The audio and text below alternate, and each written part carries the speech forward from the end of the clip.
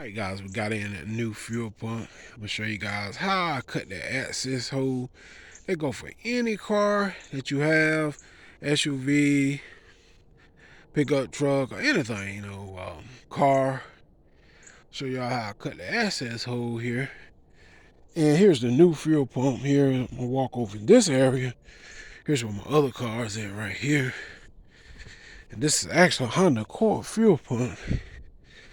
I'm gonna explain to you guys why I say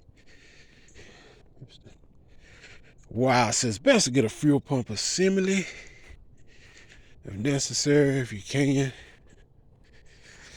Okay, let's sit this thing down. Alright guys, here's the actual brand new fuel pump.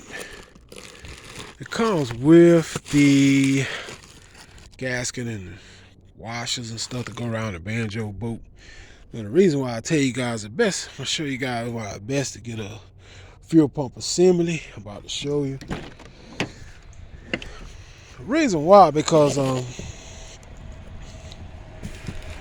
the reason I buy the whole assembly, because that strainer on the end of the pump, when you buy the aftermarket pumps, that strainer is kind of aggravating to stay up there. But when you get the assembly, it's up there real good. As you guys can see, it comes from the factory with that fuel pump strainer already up there. I'm gonna tell you guys, that strainer is a pain in the butt on those aftermarket fuel pumps, trying to keep that strainer to stay up there. And if that strainer falls off, you can say bye-bye fuel pump, because once it picks up a certain amount of trash, you can kiss it goodbye. You can kiss the fuel pump goodbye, because it's going to pick up X amount of trash and it's going to burn the fuel pump up. So that's why I recommend buying a whole assembly. When you're installing a new fuel pump, don't try to just get that pump. I'm telling you guys, that strainer is aggravating trying to keep on them aftermarket pumps.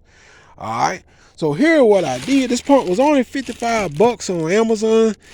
It comes with the gasket and all here to go around there. I had that about 2 weeks now. I ain't really had time to really put it in here. Now this is actually where I cut the access hole. You guys might can't see it as well. I use these cutters right here. Yeah, you probably can see it now. I use these cutters. I cut the access hole inside the car. You can do this on any vehicle. Just cut it. Use your hammer and just kind of tap back everything like that. And you need to tap, cut, tap, cut, tap, cut, tap, cut, tap, like that. Cut, tap. You take these cutters, run up in there and just cut the tin back. And here's the actual fuel pump is right here. See here? You can see the fuel pump assembly right here. So I just want to share that. All the tools I use: hammer, the tins cutters, power pliers, and use a 10mm because it's gonna be a little tight spot trying to get out one screw. And that's it. That's all the parts that I use. I mean, all the tools that I use to actually cut that access hole to that fuel pump.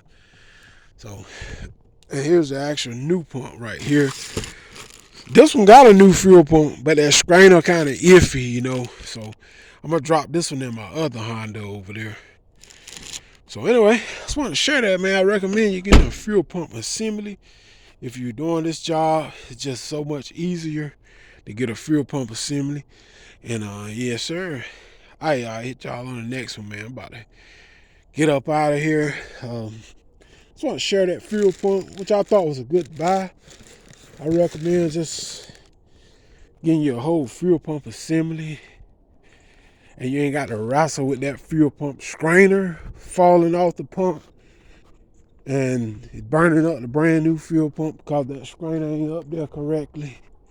So you ain't got to worry about that if you get a new one. So y'all hit that subscribe, man. Till next time. About to work on sub. I'm out.